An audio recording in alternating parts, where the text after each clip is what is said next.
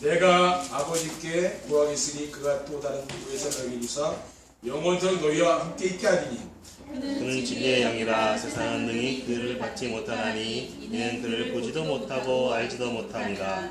그러나 너희는 그를 아나니 그는 너희와 함께 거하시며 또 너희 속에 계시겠습니다. 내가 너희를 고아와 같이 보내두지 아니하고 너희에게로 오리라. 조금 있으면 세상은 다시 나를 보지 못할 것이로되 너희는 나를 보리니 이는 내가 살아있고 너희도 살아있겠습니다. 20절은 같이 읽겠습니다. 그날에는 내가 아버지 안에 너희가 내 안에 내가 너희 안에 있는 것을 너희가 알리라. 아멘. 아멘. 오늘은 전도자의 삶으로 누려야 할 것이라는 제목으로 하나님의 말씀을 전하도록 하겠습니다. 할렐루야. 아멘. 주위에 계신 성도님들과 인사하겠습니다. 전도자의 삶으로 세상의 소금과 빛이 됩시다. 전도자의 삶으로 세상의 소금과 빛이 됩시다. 전도자의 삶으로 세상의 소금과 빛이 되는 교회를 만듭시다. 전도자의 삶으로 세상의 소금과 빛이 되는 교회를 만듭시다.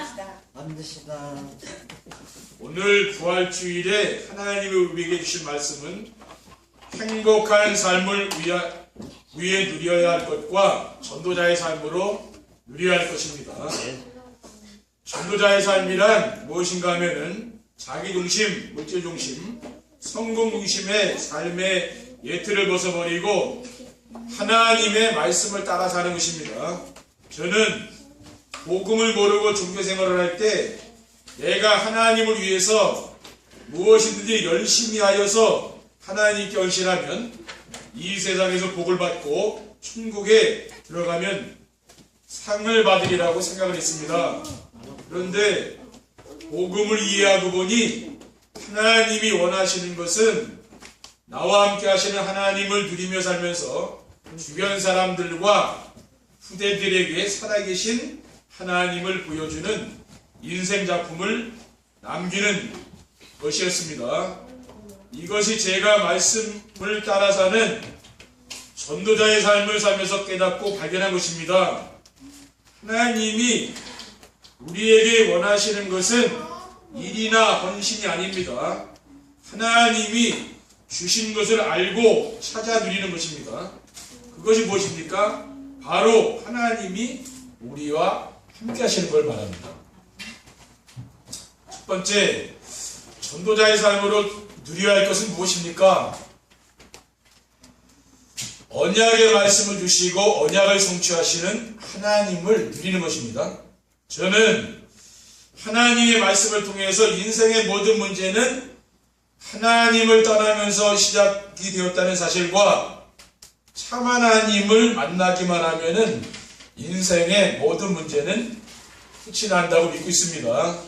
하나님 주신 언약을 붙잡으면은 혼자 있을 때 위대의 축복을 누리는 것이지요. 아침에 일어나고 밤에 잠들기 전에 정시배를 통해서 하나님 주신 언약 미션 비전을 붙잡고 기도하게 되면 어떻게 됩니까? 하나님이 나와 함께하는 걸 내가 누린다고 말해요. 그리고 하나님이 주신 언약을 붙잡으면은 교회에 오면은 교회 안에서 임마누엘의 축복을 누리게 되는 거죠.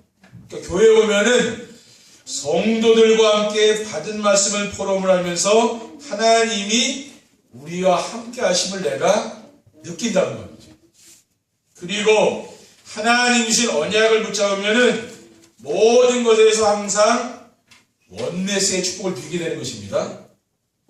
언제 어디서나 24시 하나님이 항상 함께하는 축복을 누리는 것, 그게 바로 원네스죠. 그래서 제가 우리 성도님들에게 언약의 말씀을 붙잡아라는 것은 그래서 그런 겁니다. 왜? 하나님은 언약의 말씀을 붙잡은 사람과 함께 하시기 때문이죠. 전도자의 삶으로 누려야 할 것이 무엇입니까? 지금도 구원 사역을 이루고 계시는 하나님을 누리는 것입니다. 제가 발견한 하나님은 언약을 붙잡은 사람들과 함께 하시며 구원 사역을 이루고 계신 분입니다. 디모데전서 2장 4절에 하나님은 모든 사람이 구원을 받으며 진리를 아는 데 이르기를 원하시다고 했거든요. 그리고 하나님은 전도에 미련한 것으로 세상을 구원하시기를 기뻐하신다고 했습니다. 고린도전서 1장 21절에 하나님의 지혜에 있어서는 이 세상이 자기 지혜로 하나님을 알지 못하므로 하나님께서 전도에 미련한 것으로 믿는 자들을 구원하시기를 기뻐하셨다고 했어요. 그리고 이 천국 복음이 모든 민족들에게 증거된 이후에 끝이라고 했습니다. 마태복음 24장 14절이죠.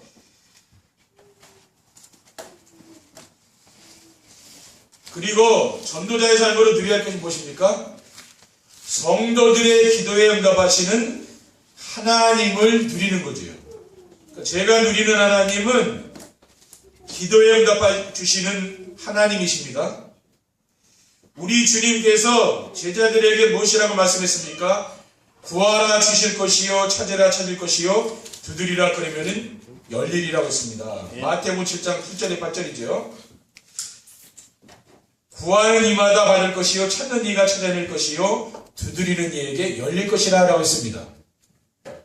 그리고 내 이름으로 아버지께 무엇을 구하든지 다 받게 하라고 했어요.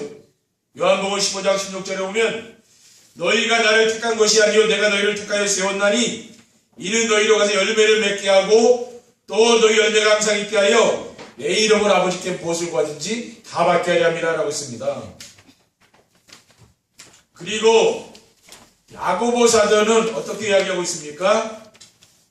야고보서 4장 3절에 보면은 구하여도 받지 못함은 종욕으로 쓰려고 잘못 구하기 때문이라고 했거든요. 대부분 기독교인들이 왜 응답을 못 받습니까?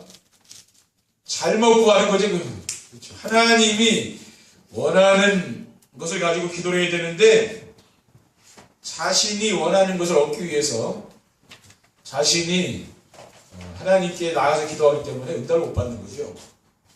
야고보서 4장 4절에 가늠하는 여인들아 세상과 못된 것이 하나님과 원수됨을 알지 못하느냐 그런즉 누구든지 세상과 못치되고자 하는 자는 스스로 하나님과 원수되는 것이라고 했어요.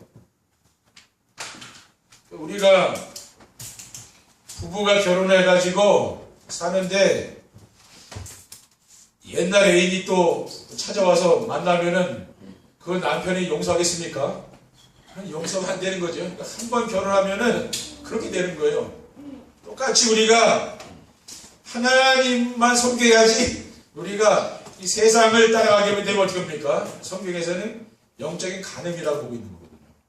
그러니까 왜 우리가 자꾸 이거 정시예배를 하자 그런 이유는요. 그래야 내가 내 마음과 생각이 자꾸만 주님께로 가는 거죠. 그렇게 안 하면은 우리가 주일날에 교회 오는데 6일 동안은 그냥 세상에서 빠져 산다 그 말이에요. 불신자같이. 그럼 그게 뭡니까? 그게 하나님과 원수되는 거라 그랬거든요. 그렇죠. 두 번째, 전도자의 삶으로 누려야 할 것을 누리려면 어떻게 하면 됩니까? 혼자 있을 때 기도가 되어지는 전도자의 삶을 살아야 됩니다. 제가 복음을 알고 시작한 기도는 여호와 하나님을 바라보는 겁니다. 시편 1편 1절에 2절에 복 있는 사람은 악인의 길을 따르지 아니하며 주인들의 길에 서지 아니하며 오만한 자들의 자리에 앉지 아니하고 오직 여호와의 율법을 즐거워하여 그의 율법을 쥐하러 묵상하는도다. 그러니까 복 있는 사람, 정말 복 받은 사람이 어떤 사람입니까? 하나님 말씀을 쥐하러 묵상하는 사람. 이 사람이 복 받았다고 성경에서 나와 있다니까. 그리고 혼자 있는 시간에 받은 말씀을 묵상하며 하나님과 교제를 나누는 것입니다. 그러니까 하나님이 강자를 통해 주신 말씀이 있죠. 그 언약 미션 비전의 말씀을 붙잡고 임마누엘의 축복을 누리게 되는 거죠. 그 말씀과 내가 늘 동행하면은 하나님이 나와 함께하는 것을 내가 느끼면서 한다 그 말이에요. 그리고 현장에 가면은 하나님 자녀의 권세로 흑암색을 결박하는 기도를 합니다. 누가복음 10장 19절에 보면 내가 너에게 뱀과 정갈을 밟으며 원수의 모든 능력을 제어할 권능을 주었으니 너희를 해칠 자가 결코 없으리라고 했어요. 예수님께서 제자들을 현장에 보내면서 이 말씀을 하신 거죠. 왜냐? 이 현장에는 흑암 세력이 지금 장하고 있지 않습니까? 근데 믿는 복음 가진 성도가 가면은 뭡니까? 흑암이 무너지는 거죠. 그리고 자기 중심과 물질 중심과 성공 중심의 삶의 예틀을 우리는 깨뜨려야 되는 거죠. 그래야 세트를 갖추게 되는 거 아닙니까? 그래서 그리스도 하나의 나라와 성령 충만, 이것이 내 마음속에 이제 각인시키는 거. 그게 바로 기도입니다. 그렇죠. 그리고 전도자의 삶으로 찾아야 할 것을 누려야 할 것을 누리려면 어떻게 하면 됩니까? 찾아오는 전도가 되어지는 전도자의 삶을 살아야 됩니다. 혼자서 기도가 되어지는 전도자의 삶을 살게 되면은 찾아오는 전도가 된다는 거예요. 여러분이 혼자서 정말 이 언약 미션 비전의 말씀을 늘 붙잡고 기도하는 사람 있죠?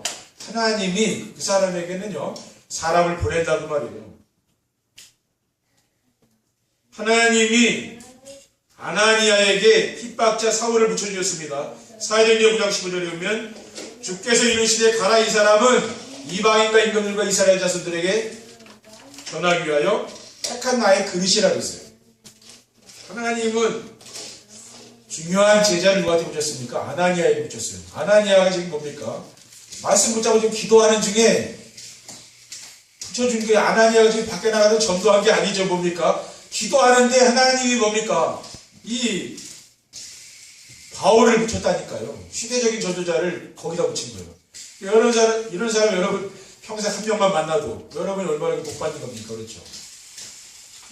그리고 하나님이 베드로에게 로마의 백부장 고넬료를 붙였어요.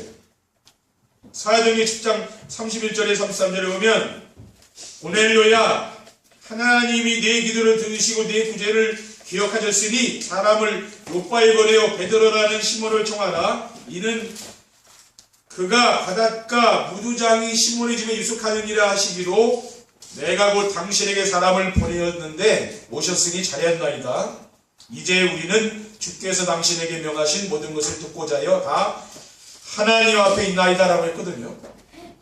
정말 이 로마의 백부장인 고넬료, 영향력 있는 사람 아닙니까? 하나님이 베드로 사도에게 이 사람 붙였다는 말이에요.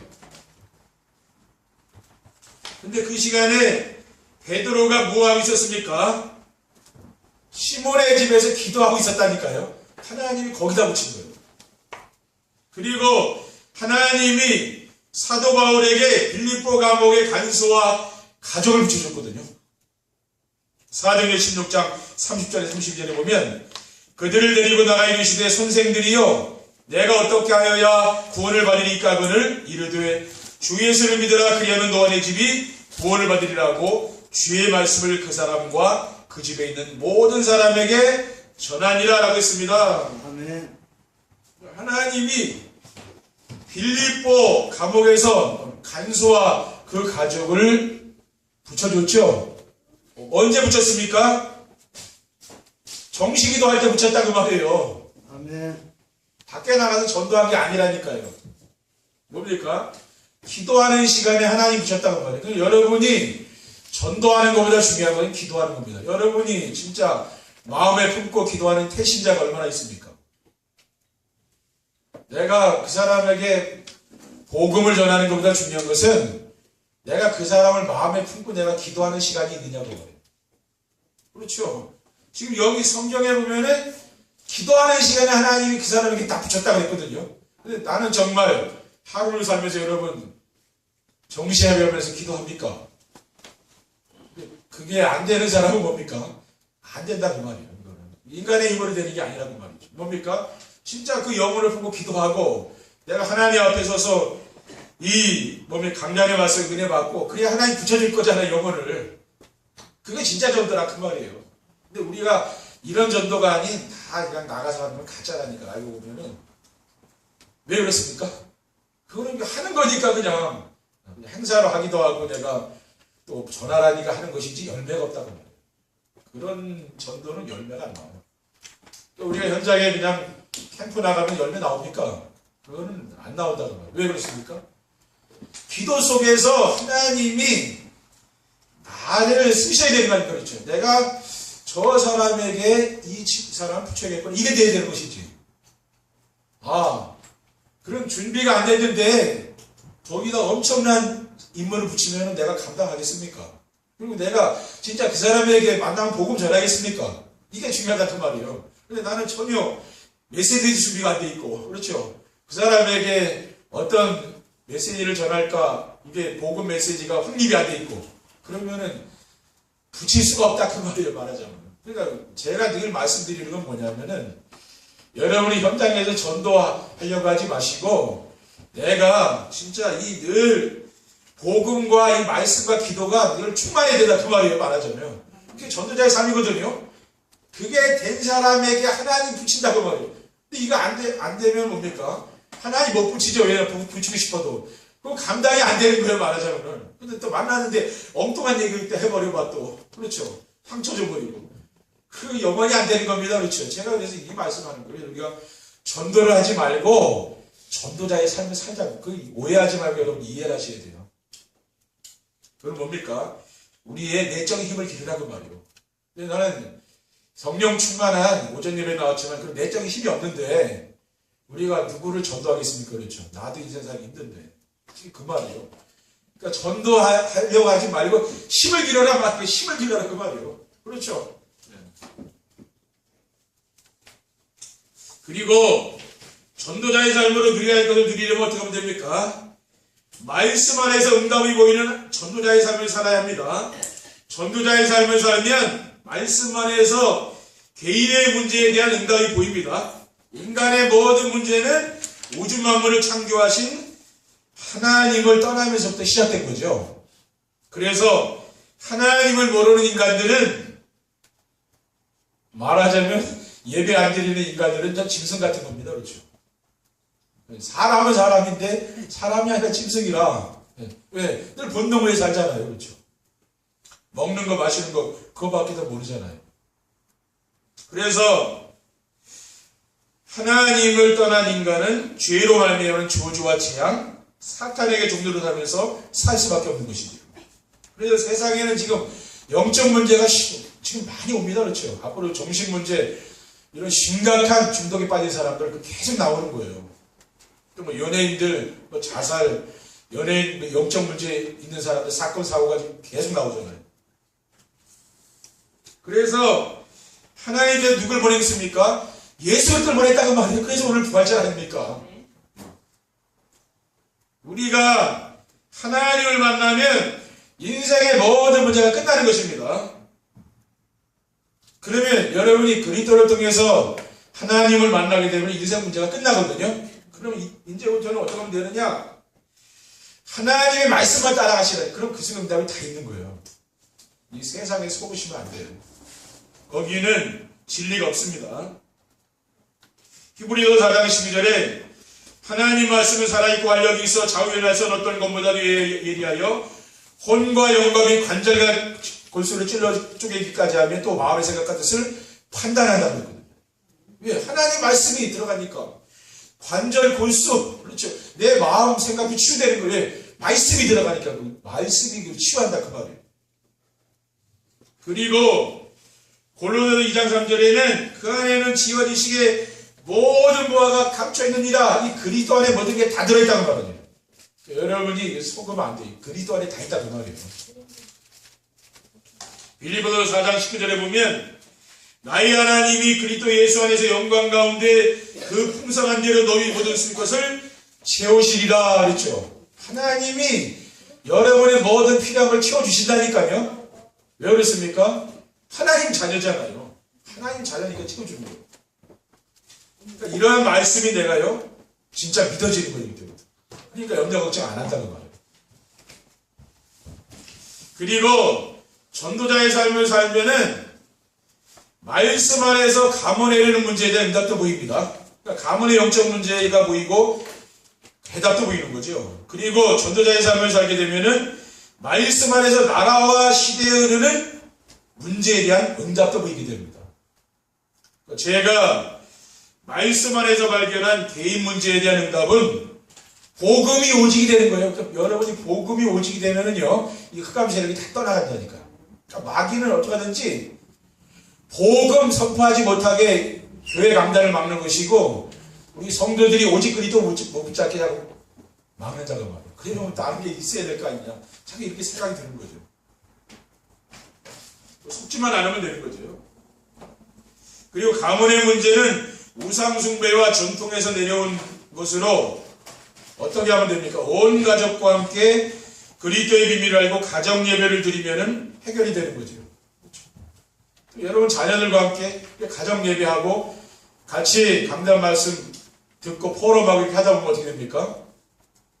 그럼 떠나가는 거예요. 또 뭐 찬송 한 곡 부르고 이렇게 하는 거죠. 또 나라와 시대의 문제를 어떻게 해결합니까? 이 나라와 시대의 문제는 지금 교회 문제죠. 그래서 교회들이 오직 복음을 전하지 않으면은 재앙과 저주를 막을 수가 없습니다. 우리나라에 저주와 재앙이 오죠. 왜 그렇습니까? 교회들이 오직 강단에서 복음을 선포해야 되는데 그게 안 됩니다. 그 말이에요. 그렇죠? 오직 그리스도만 선포해야 되는데 그게 힘이 안 가니까. 그러니까 자꾸만 이 세상에는 저주와 재앙이 끊이잖아요. 그래도 우리 언약교회 때문에 이 강화 지역의 흑암 세력이 다 무너질 줄 믿습니다. 아멘. 여러분이 자부심을 가져야 된다니. 우리 교회가 작아도 교회가 작다고 해서 영적인 힘이 없는 건 아니죠. 그렇죠? 아멘. 교회가 아무리 커도 진짜 오직 이 원색복음 전하지 않으면은요, 성도들이 늘 싸우고 늘 목사님파 장로님파 늘 싸우고 늘 분쟁이 있다니까요. 그러니까 새신자들이 왔다 그냥 가는 거예요. 왜? 상처받아서. 그럼 진짜 그 교회가 그러면 안 되지 않습니까? 그렇죠? 교회가 정말 이 사랑이 넘치게 되는 거 아니에요. 아멘. 누구든지 오면은 따뜻하게 맞아주고 그렇게 돼야 되는 영적 상태가. 근데 그게 안 되니까 뭐 자꾸 싸움이 일어나는 거 아니에요. 하나님 볼 때 그게 얼마나 안타까운 일입니까? 세 번째, 전도자의 삶으로 누려야 할 것을 누리면 어떻게 됩니까? 주변 사람들이 하나님이 나와 함께 하심을 알게 되는 겁니다. 여러분을 보면은 하나님이 저 권사님과 함께 계신다는 걸 주변 사람이 안다 그 말이에요. 그렇게 여러분이 되면 돼요. 하나님을 누리면 되는 거예요. 삶의 현장에서 말씀을 성취를 지향하고 전도가 이어지며 기도 응답을 받게 되면은 정말 부러운 사람이 없는 것입니다. 그리고 세상에 두려운 것도 없어져요. 왜냐하면은 하나님이 나와 함께 하시기 때문입니다. 그런데 지금 성도들이 근심 걱정을 하고 누군가를 부러워하며 사는 건 왜 그렇습니까? 삶 속에서 나와 함께 하시는 하나님을 내가 못 느끼는 거예요. 그러니까 세상 사람들 보면 부러워하는 거예요. 그게 진짜 그건 어리석은 겁니다. 그렇죠? 하나님이 나와 함께 한다면 이 세상에서 내가 가장 큰 축복받을 사람 아닙니까? 그렇죠? 아멘. 그런 믿음이 와야 되는 겁니다. 아멘. 온다니까요. 여러분이 온다니까요. 그리고 전도자의 삶으로 누려야 할 것을 누리면 어떻게 됩니까? 만나는 사람들의 문제가 보이고 문제에 답을 줄 수가 있습니다. 아멘. 그리스도를 통해서 이루어진 하나님의 나라를 누리게 되면은 삶이 분주하지 않고 여유가 있는 거죠. 아멘. 여유가 그렇죠. 저 할 일이 많네 이렇게 생각되다가도 사명 다 끝나고 천국 간 사람도 있는데 내가 이렇게 바꾸지? 이런 생각을 다 하게 돼요. 그렇죠. 천국 간 사람도 있는데 이미 그렇잖아요. 근데 나는 아직 이 땅에 있단 말이에요. 근데 내가 뭘 이렇게 급할 게 있지? 이런 생각이 들더라고요. 왜? 사명이 있으니까 우리 남아있는 거잖아요. 그러니까 천천히 하시라니까. 그렇죠? 조급하게 서든다고 된 것도 아니잖아요. 아멘. 그리고 하나님이 역사 있는 거 아닙니까? 그렇죠? 내가 아무리 열심히 해도 하나님 가만히 계시면 안 된다니까요. 그래서 지금까지 이루어진 일은 뭡니까? 하나님 은혜를 든 거잖아요. 근데 내가 하려고 했지만 안 된 거 있죠? 그건 왜 안 됐습니까? 하나님 계획 아니잖아요. 그렇죠? 그렇게 생각하면 됩니다. 왜? 그게 됐으면은 엄청난 사기 맞을 수도 있는 일이기 때문에 하나님이 캔슬 시킬 수도 있다. 그 말이에요. 그렇죠? 나는 꼭 내 방식으로 돼야 된다고 생각하는데 우리 인생이라는 게 내 뜻대로 안 되는 겁니다. 그렇죠? 그래서 우리는 뭐예요? 하나님의 인도를 따라가야 돼요. 그리고 사람을 이해해야 되는 거예요. 왜냐? 다 다르다니까요. 나하고 똑같은 사람 어디 있습니까? 내 가족도 뭡니까? 다 다르잖아요. 그걸 인정을 해야 되는 거죠. 남편, 아내가 다 다르잖아요. 남자, 여자 같습니까? 다른 거예요. 그걸 인정을 하셔야 돼요. 그러면 어떻게 됩니까? 그동안 보이지 않았던 사람들의 영적 상태가 보이고 답을 줄 수 있다고 합니다. 전도자의 삶으로 누려야 할 것을 누리면 어떻게 됩니까? 가문과 나라와 시대에 흐르는 재앙을 막는 파수꾼이 될 수가 있습니다. 우리가 올해는 전도자의 삶으로 세상에 소금과 빛이 되는 교회 되잖아요. 그러니까 우리 교회가 지금 이 지금 가마 지역에 흑암세를 꺾는 빛이고 우리 성도들이 소금 아니 그렇죠? 아멘. 여러분들이 세상 살기는 소금이잖아요. 그러니까 내가 누군가를 알아야 되는 거죠. 그러면은 참복음 가진 성도는 가문과 나라와 시대의 재앙을 막는 파수꾼이죠. 사도행전 16장 31절에 보면 주 예수를 믿으라 그리하면 너와 네 집이 구원을 받으리라. 그러니까 여러분 복음 가진 사람 한 명 있으면은 가문 복음화의 문이 열린다니까요. 기다리라니까요. 금방 되는 건 아니에요. 다른 사람 전도하는 것보다 가족 전도가 더 힘들 수 있거든요. 그렇죠? 왜냐면 그 사람들은 나를 늘 보고 있거든요. 잘 보고 있잖아요. 그렇죠? 원수 맺고 하면 안 되는 겁니다. 그리고 창세기 18장 32절에는 소돔과 고모라 성에 뭡니까? 의인 10명이 있으면은 멸망을 당하지 않는데 의인 10명이 없어서 멸망당했다 했거든요. 소돔 고모라가. 불심판 당했잖아요. 오늘날 세상에 지금 소돔 고모라고 다를 게 없잖아요. 동성연애가 이 성적으로 타락한 게 소돔 고모라. 그게 어떻게 됐습니까? 망했다니까요. 로마도 어떻게 망했습니까? 폼페이라는 그 활락도시 있죠? 거기에 화산이 폭발하면서 망하지 않았을까, 로마도요. 그러니까 자꾸만 이 세상에 지금 성적으로 타락이 계속되죠. 이게 지금 망할 징조거든요, 사실. 주님이 올 날이 멀지 않고, 왜? 그게 망할 징조라 그렇죠. 에스겔 3장 17절에 보면은 인자야 내가 너를 이스라엘 족속의 파수꾼으로 세웠으니 너는 내 입의 말을 듣고 나를 대신하여 그들을 깨우치라고 했습니다. 그러니까 하나의 여러분을 복음 파수꾼, 기도 파수꾼, 전도 파수꾼을 부른 거죠. 파수꾼이라 내가 누군가. 그러니까 여러분이 이번 한 주간도 정말 깨어서 기도하시기 바랍니다. 예, 기도하셔야 돼요. 왜? 파수꾼이니까. 이번 여러분 가문을 위해서 기도하셔야 되고, 여러분 또 산업을 위해서 기도하시고, 이 지역을 위해 기도하시고, 또 우리 교회를 위해 기도하시고, 또 세계를 위해서도 기도하는 우리 귀한 성도님들이 되시기를 주님의 이름으로 축원드립니다. 아멘. 기도하겠습니다. 주님 감사합니다. 주님 오늘은 누려야 할 것을 누리는 귀한 우리 성도들이 될 수 있도록 도와주시고, 또 말씀 성취와 기도응답과 구원의 역사 속에서 하나님을 체험할 수 있도록 인도해 주시옵소서. 주 예수 그리스도의 이름으로 기도드립니다. 아멘.